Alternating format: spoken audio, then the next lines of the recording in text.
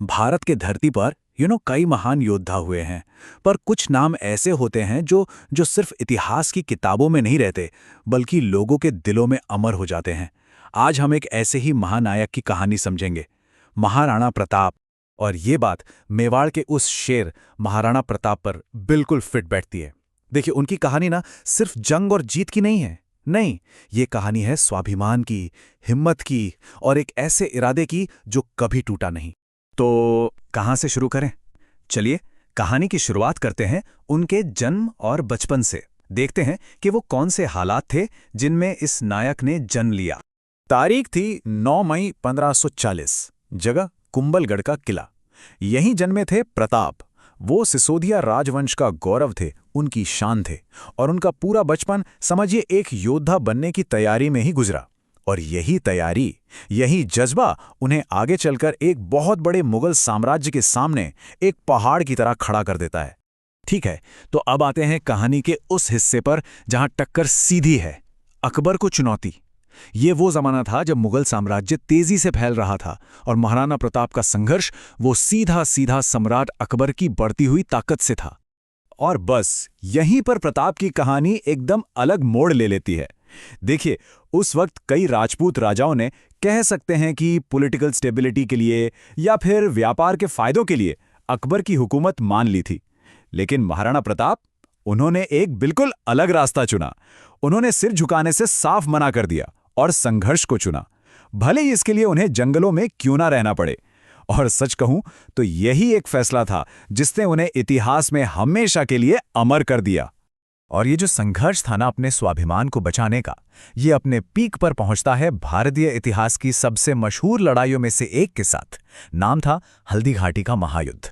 तारीख याद रखिएगा, 18 जून 1576। ये सिर्फ एक डेट नहीं है कैलेंडर में, ये इतिहास का वो दिन है जब अरावली की पहाड़ियों ने अपनी आंखों से शौर्य और बलिदान की एक ऐसी कहानी देखी जो आज तक सुनाई जाती है। तो सोचिए जरा, हल्दी घाटी की उस जमीन पर एक तरफ थी मुगल साम्राज्य की विशाल बहुत बड़ी सेना, और दूसरी तरफ मेवाड़ की एक छोटी सी लेकिन स्वाभिमान से भरी सेना। ये लड़ाई ताकत की या गिनती की नहीं थी, ये लड़ाई तो असल में इरादों की थी। और जानते हैं, इस हिम्मत और इरादे की कहानी में एक और हीरो था, महाराणा प्रताप का वफादार साथी चेतक। हल्दी घाटी की पूरी कहानी सच में चेतक के जिक्र के बिना अधूरी है, क्योंकि वो सिर्फ एक घोड़ा नहीं था, वो तो बहादुरी का एक सिंबल बन गया। मतलब चेतक ने जंग के मैदान में जो बहादुरी दिखाई वो कमाल थी। लड़ाई में उसे बहुत गहरे जख्म लगे, लेकिन उसकी वफादारी वो जरा भी नहीं हिली। उसने अपने मालिक की जान बचाई, उन्हें लड़ाई के मैदान से सुरक्षित दूर ले गया। और उसने अपनी जान तब तक नहीं दी जब तक उसे ये यकीन नहीं हो गया कि महाराणा प्रताप अब सेफ हैं। ये वफादारी और त्याग की कैसी मिसाल है जो शायद ही कहीं और देखने को मिले। तो हल्दी घाटी की लड़ाई का कोई एक क्लियर विनर नहीं था, पर यहां से महाराणा प्रताप के स्ट्रगल का एक बिल्कुल नया चैप्टर शुरू हुआ। पिक्चर अभी बाकी थी, उनकी लड़ाई अभी खत्म नहीं हुई थी। उन्होंने हार तो मानी ही नहीं, सालों तक जंगलों में, पहाड़ों में, मुश्किल हालात में रह के भी अपना संघर्ष जारी रखा। और यही चीज उनके कभी न टूटने वाले इरादे का सबसे बड़ा सबूत है। और ये जो इतना लंबा संघर्ष था, ये बेकार नहीं गया। धीरे धीरे ही सही, लेकिन पूरे दमखम के साथ उन्होंने अपनी मातृभूमि को वापस हासिल किया। मेवाड़ के ज्यादातर इलाकों पर उन्होंने फिर से जीत हासिल की। तो अब आप समझ रहे हैं, महाराणा प्रताप की कहानी सिर्फ एक राजा की जीत हार की कहानी नहीं है। नहीं, ये स्वाभिमान की एक अमर कहानी है। तो चलिए जरा और गहराई से समझते हैं कि उनकी इस विरासत का, उनकी लेगेसी का असली मतलब क्या है। उनकी पूरी कहानी का, उनकी पूरी जिंदगी का जो सेंटर पॉइंट है वो है ये एक शब्द, स्वाभिमान। मतलब अपनी इज्जत, अपने आत्मसम्मान में एक ऐसा यकीन जो कभी न टूटे, एक ऐसा उसूल जिसके लिए लड़ना और अगर जरूरत पड़े तो मरना भी सही लगे।